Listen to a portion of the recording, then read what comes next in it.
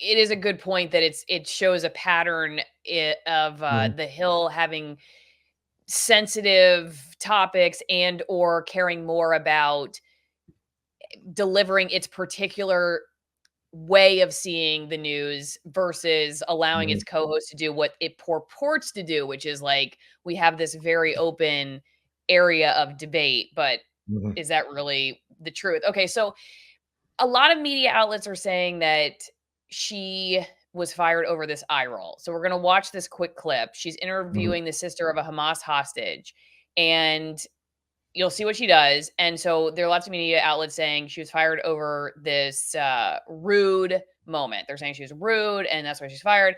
She has said that's not true, that it was because of her consistent criticism of Israel. But let's just watch this first and then you can decide. We'll see if my internet works, by the way. Oh, and we're going to have to watch this commercial. But anyway, I will just add that the fiber guys are out digging the fiber line right now. So my internet is about to get a lot better. Thank you. Okay. Me too. And I really hope that you specifically will believe women when they say that they got hurt. All right. Thanks for joining. Stick around. More Rising coming up next. Okay. So she clearly wasn't happy, Bill. I think I'll let you opine first, but however, before we go into this, I just want to remind everybody this is a supporter only show. So if you're not a supporter on Rockfin, Patreon, or Locals, consider being a Locals editorial board, because then you get to be in the chat and put the comments and questions in for interviews ahead of time. But just a heads up, you're not going to get the whole thing unless you're a supporter. Bill, please, what's your initial reaction when you saw that? I don't think it has, because the initial response is that a lot of media outlets are saying Briahna Joy Gray was fired because of the eye roll. I don't think it had anything to do with that. I think ever since the Israel-Hamas conflict has started, Briahna Joy Gray has taken the pro-Palestinian stance or the anti-Semitic stance, depending on your point of view. And the Hill was just looking for the reason. They were just trying to get rid of her. I think this is a travesty. I think it's very unfortunate. And I don't think Briahna Joy Gray has done anything wrong, especially anything to warrant being fired from a job. I mean, what did you make of it? I thought this was, because it was a few episodes back where I think it was closer back to the beginning of the year. Her and Robbie, they have fights about this all the time. But there was one clip where Robbie Suave, whatever, says, "I don't give a F word." And I was like, so you'll fire Briahna Joy Gray for the eye roll, but you won't fire him for screaming the F word at his co-host? Come on, man. Okay, this is what I think about these emotional reactions. I'm going to tell you, but first I want to let you know that if you want to support my work and you've ever considered turning your IRA or 401k into gold this month, this is a great way to do it, because Birch Gold is sponsoring my show. And if you text Alison with 1L to 989-898, you will get all the information you ever wanted. If you just like texting, please send a text Alison to 989-898 and just see what happens. You're bored at home. You haven't joined the Alison Wine promo, or actually you have joined Alison Wine promo and you're just sitting there like, I want to send a text. But anyway, seriously, I know a lot of people that watch the show are really concerned about the spending by the U.S. government and our debt and the value of the dollar and the potential future of the dollar. And so there are a lot of people turning over to precious metals. If you're one of those people who's ever been thinking about doing that, you want to invest in gold, again, text Alison, ALISON, to 989-898. It's a great way to support my work, great way to get the information you've ever wanted, and a great way to consider precious metals as an investment. So thanks to Birch Gold. Okay, so first off, I know we have a lot more to show, because she actually did Glenn Greenwald's show, and this is, I'll cue this up, we'll talk about it in a second, where he talks about it doesn't make a whole lot of sense if they were to argue that your behavior was costing them clicks or money, because then they could say you were hurting their business with your opinions. But in fact, she says that actually they liked this this sparring, this intellectual sparring that she and Robbie, that's why they were pushing it so hard, because it just constantly was getting clicks. And my problem with these companies creating these very aggressive, I guess, like debate stages by their hosts where they're like, you know, getting really emotional with each other and saying things like, I saw Robbie say something, I'll show you in a second, where he's like, what's wrong with you? You know, saying stuff like that. And they're just having, you know, near what I consider to be journalistic meltdowns on set. And they like this. And then at the end of an interview, yeah, do I think she acted inappropriately? I do. I mean, I personally think that, you know, if you're interviewing somebody, this is just my personal opinion. Hey, we've all been there. You gotta be detached enough to listen to what the person is saying. You're the host. Let it go. I mean, be the bigger person and let it go. You know, she made a jab at you about believe women, you know, and maybe there was more to it. I've seen her say this was like a setup. Briahna saying this was a setup. But I personally, I would say that if she came on my show, I actually asked her to come on my show a long time ago and never heard back. And I guess I'll write her again and see if because I've seen she's done a lot of media rounds. But I would say that you know, do you think maybe like being a little more detached and just like letting it go would have, you know, at least given your critics less ammo against you, you know, because you just kept it calm, you know, and now they were able to use this to do what maybe they had always wanted to do. I don't know. But I have a problem with these organizations creating this kind of environment and then all of a sudden they don't like it. Like, and I say this over and over again because Chris Cuomo, whoever he is these days, moderate, somewhat conservative, I have no idea what he's doing, you know, as far as trying to like get his audience back. But, you know, back in the day, he was all about his brother, Andrew Cuomo, as governor of New York. And when he would have him on his show, CNN just loved it that these two brothers were having these, you know, fraternal conversations where Andrew could do no wrong. And he was never questioned about his policies in New York, which were egregious from a civil liberties perspective. At least that's my opinion. And, you know, and then all of a sudden, like he's embroiled in this scandal and Chris is like texting a few people on his behalf. And then that's when CNN is like, oh, that crosses the line. You can't do that. But like, wait a second. He was outwardly running public relations for his brother on your air. And then you thought he was going to think it was weird to text somebody on his brother's behalf in his private time. I mean, that doesn't make any sense. You created the environment where these hosts think that they can act this way. And then you don't like it when they act that way on maybe a particular issue, or they just did it a little bit too much or whatever. Like, if the environment needs to be that the host doesn't have an emotional reaction to a guest or to the host, then that needs to happen consistently all the time. But you like when it gets you clicks, so you encourage it. And I think that's hypocritical. So that's one of my first opinions about it. Bill, what do you think? Oh, I agree wholeheartedly. Hey, act a fool and do this, that, and get the clicks all you want. But, you know, the second you do something that we don't like, then we're going to go ahead and terminate you or end our agreement or whatever, however you want to put it. So, no, I agree with you 100%. Obviously, if the Hill could point to the fact that your commentary on Israel was harming their ratings or their views or their profit, that would be one thing. But talk a little bit more about what that data shows.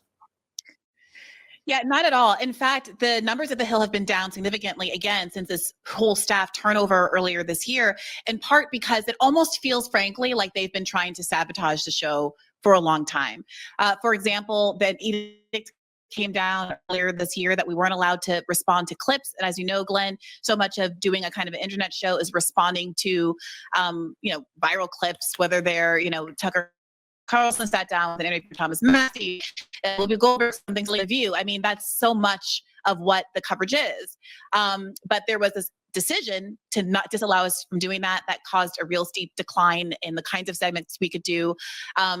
There have been I've been outright told that certain kinds of guests couldn't come on. For example, I was told that Norm Finkelstein, you brought him up earlier, the foremost scholar on Gaza in the entire country, if not the world, was banned because they said he was a, quote, Holocaust denier. This is someone whose parents survived the Holocaust themselves. So this is the kind of pressure that we've been under. And as much as you see me, arguing with Robbie on air. That is our job. In many ways, it has been more tense behind the scenes because of the editorial control that they have been trying to wrest over me personally. I think Robbie, frankly, he'll speak for himself at some point, I'm sure, but has been under a lot of pressure to push back against me in ways that maybe are even artificial to his own belief structure, because the show desired, people at the company desired there to be balance, even if this is not necessarily an issue where there are both sides. And I think that ultimately what led to the interview, which is being held up as the pretext for my firing. I don't understand. Why would anybody want their own property to fail? That statement really confused me. I don't understand that one, but obviously she feels that way, and she probably feels that way for a reason, and that's fine. The Hill she was right about the Hill's numbers have been declining ever since, probably a little bit before Crystal and Sagar left. I think when it was announced that they were leaving, the horse had left the barn. It was over and done with for that show, and they've tried to keep it alive. But now they've just had this rotating group of contributors, and a few of them are quite awful. And stop bringing Robbie's friends from Reason Magazine onto the show. Okay, stop bringing them in. But she's right in that the show's been struggling for a while. But why would the Hill? Why would the Hill want the show to fail? That part didn't make sense to me. Right. I think maybe it's not that they want it to fail, but that they're more concerned about social class or political stature, or like being in the safe zone. And maybe they're looking at a long game of staying alive in their particular world, not the short game of the show. Like, that's why I think it's like people are more concerned about ego and safety within their social circles than they are ultimately about money. I mean, maybe in some cases money gets you safety and security in your social circles, but I think once you get to the level that these companies are at financially, they're more concerned about keeping their ties to whatever their end game is, and their social ties, because they see it perhaps as their existence itself. Like they can't go against this, and they're more concerned about staying within that, in that survival zone, I guess is the way I would look at it. Hey, speaking about survival, check out getliverhelp.com/Alison if you're somebody who has been considering doing a detox. You'll see this huge picture of me when you go there, and that's how you know you're supporting my work. You also get a free 30-day supply of their nano-powered omega-3 supplement. It's a totally natural supplement that will help with all kinds of things. It flushes toxins. It will help your energy if you're somebody who's got chronic fatigue or chronic pain. It helps with digestion, constipation, bloating, enriches your nutrient intake. It's got, like I said, let me just read you the ingredient list. I have it right here. Okay. Vitamin D3, L-cysteine, turmeric powder, beetroot powder, glycine, dandelion powder, artichoke extract, ginger powder, milk thistle extract, organic alfalfa powder, and black pepper. And it was developed by naturopathic physicians to help those of us who are inundated with toxins, maybe are on a diet that needs to improve off of processed foods and sugars. If you're somebody who just wants an extra boost, give your body some extra energy and some help, go to getliverhelp.com/Alison and consider that.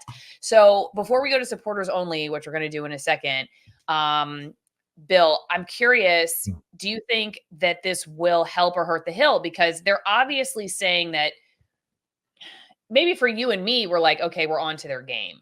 We're on to their game.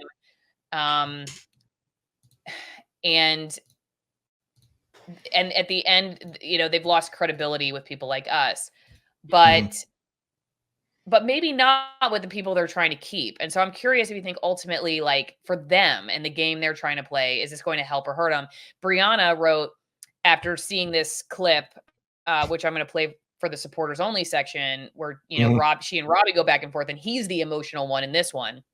Right.